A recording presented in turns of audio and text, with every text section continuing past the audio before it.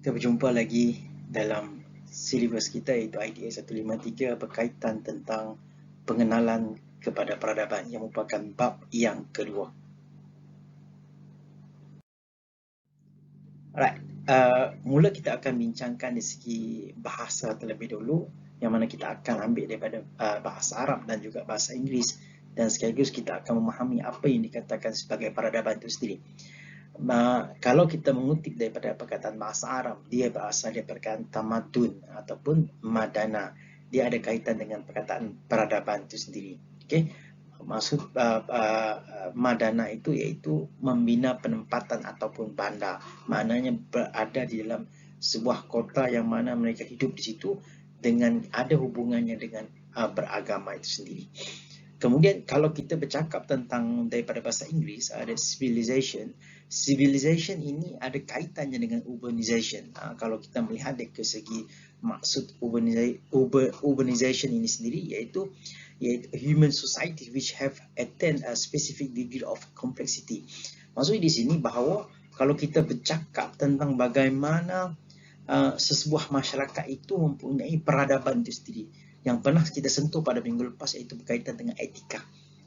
Maka kalau sekiranya manusia itu mempunyai etika, mempunyai agama dan mempunyai peraturan hidup ataupun undang-undang, maka dia mencapai tahap perubahan peradaban yang paling bagus. Okey. Kalau kita memahami tentang peradaban itu, istilah peradaban merujuk kepada kehalusan tata susila dan keluhuran kebudayaan sebuah masyarakat insan itu sendiri. Maknanya ketika mana seseorang ataupun sebuah masyarakat yang kita bincangkan tentang adanya etik dalam hidup mereka, adanya peraturan undang-undang, adanya kemajuan dari segi aspek ekonomi, politik dan sosial, maka ia akan merubah konsep ataupun landscape yang ada dalam masyarakat tersebut. Sebab itulah ditekankan di sini berbagai hal yang ditekankan seperti teknologi, pembelajaran, perekonomian dan banyak lagi berkaitan, maka sesebuah peradaban itu akan muncul dengan bagus. Dan ada kaitan perkataan adab, tertib dan juga peradaban di sini. Apa yang dikatakan perkataan adab? Kelakuan yang betul. Macam kita bincangkan sebelum ini tentang etika. Okay? Kemudian takdib. Bagaimana proses untuk memahami adab ataupun menyerap adab ke dalam diri seseorang itu. Contoh kalau kita bercakap kalau dalam Islam, akhlak itu. Maka proses untuk membentuk sama ada melalui pendidikan ataupun pengalaman. Kemudian peradaban itu perkataan yang dimaksudkan dengan mengungkap kehalusan tata susila yang kita bincangkan atas tadi. Sesuatu masyarakat insan, keadaan halus budi pekerti dan luhur akal budi yang merupakan perkara batin. Maknanya apa yang diungkapkan daripada hati itu yang akan memunculkan refleks peradaban sebuah masyarakat itu sendiri. Karena kalau dalaman dia baik, maka luaran akan refleks kepada yang baik.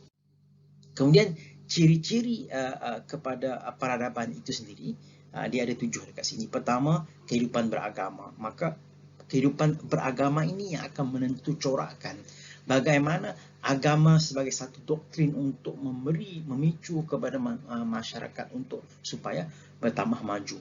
Nilai akhlak ataupun yang pada minggu lepas kita bincangkan nilai moral ataupun etik itu sendiri.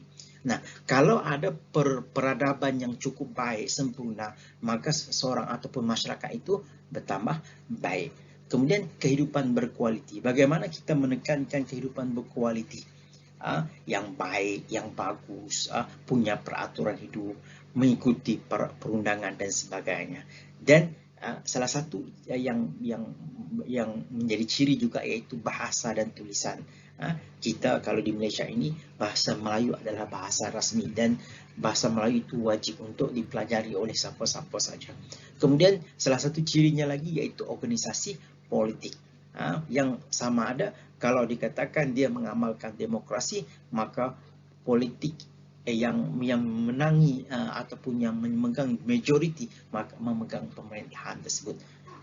Kemudian stratifikasi sosial, ada lapisan sosial masyarakat pun menjadi satu ciri dalam peradaban itu sendiri. Dan yang terakhir sekali iaitu penempatan kekal. Maknanya ada penempatan khusus untuk masyarakat itu sendiri. Dia tidak nomaden ataupun berpindah randah seperti mana bangsa yang duduk di padang pasir yang berhijrah ke arah tempat yang lain bila mana sumber ekonomi sudah tidak ada lagi.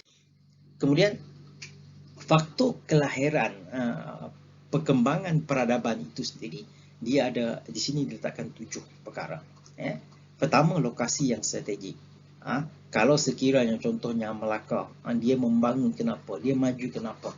Karena wujudnya pelabuhan yang menjadi strategik, pelabuhan yang strategik untuk pedagang Cina dan juga daripada India itu sendiri. Kemudian rangsangan keagamaan dan juga kerohanian.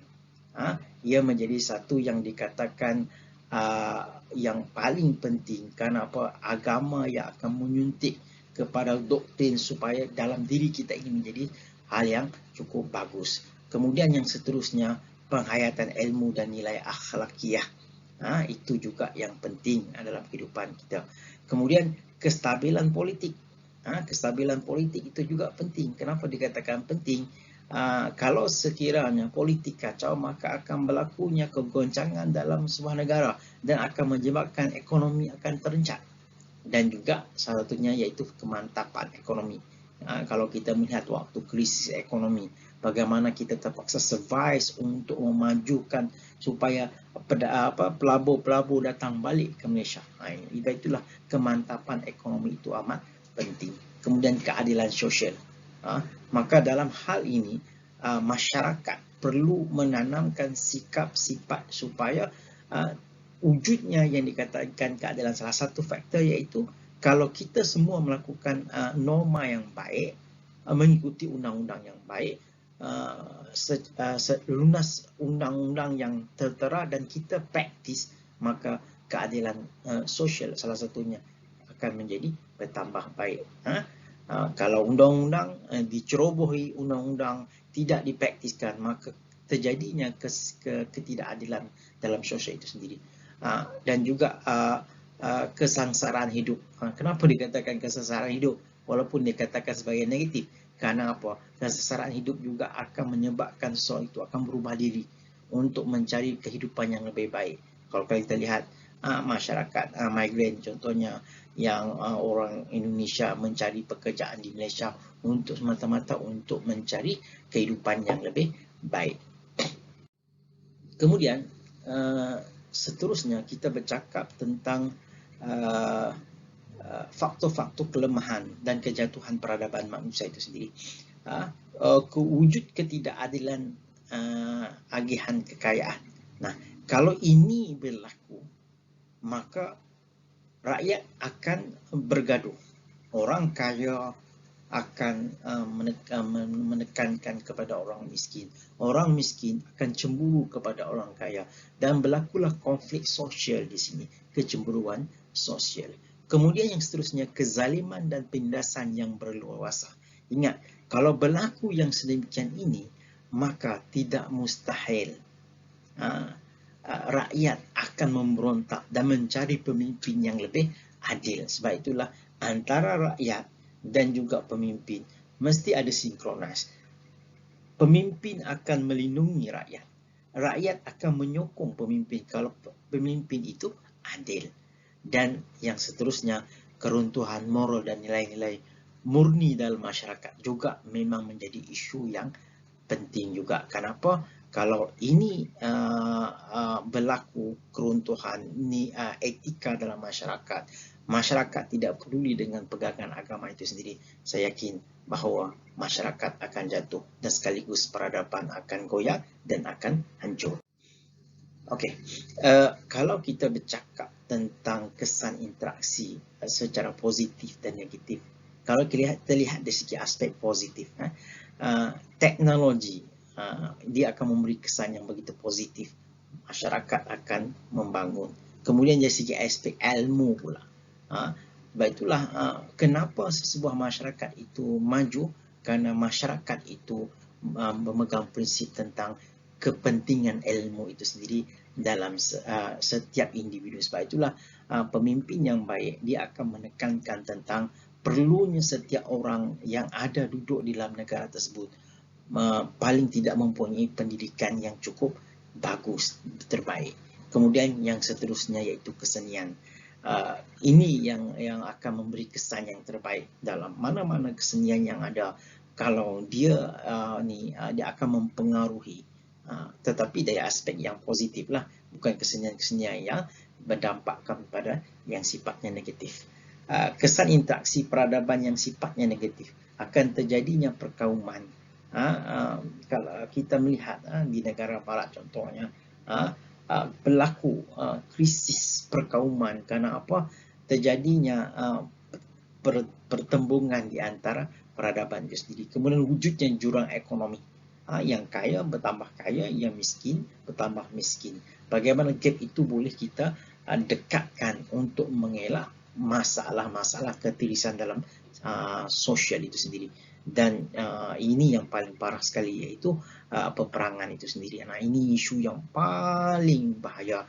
Jika peperangan berlaku, maka akan timbul isu yang pelbagai, sama ada peradaban itu akan hancur, dikuasai ataupun ditawan oleh yang kuat. Yang kuat akan mengganggu yang lemah, dan akhirnya peradaban itu akan hancur. Okey, kemudian kalau kita melihat contoh interaksi di Malaysia, kita melihat dari segi aspek bagaimana bangsa India yang kalau kita melihat mereka pernah datang ke sini membawa pengaruh terhadap pemerintahan juga. Dari segi aspek bahasa, ada beberapa bahasa India yang kita adopt ke dalam bahasa Melayu. Kemudian dari segi aspek kesenian dan juga kesusastraan, ada beberapa hal tamadun ataupun peradaban India kita ambil dan kita ada sedikit sebanyak mempengaruhi, sama ada dalam bentuk sastra ataupun dalam bentuk kesenian. Dan juga tamadun daripada China dari segi bahasa, kesenian dan juga kesusastraan sama dengan tamadun daripada India. Dan kalau kita melihat daripada Arab, dia juga memberi pengaruh terhadap kesusastraan, budaya, dan juga yang ini penting, pendidikan. Bagaimana pendidikan itu kebanyakan kita mempelajari dunia pendidikan ini banyak dipelopori oleh bangsa Arab yang datang membina sekolah. Maknanya masa itulah dia katakan demokrasi dalam pendidikan. Kalau sebelum ini dipegang oleh orang-orang yang besar saja, golongan-golongan raja saja, tetapi bila orang Arab datang ke sini, dia membebaskan ataupun memberi demokrasi pendidikan itu sendiri. Kemudian yang last sekali juga seni bina. Kita lihat seni bina masjid, seni bina istana dan sebagainya memberi impak yang cukup baik. Saya rasa cukup itu saja untuk hari ini. Dan mungkin kita akan jumpa lagi pada minggu hadapan, akan berbincang berkaitan tentang etika, akhlak dan juga moral. Itu saja. Bye-bye. Jumpa lagi.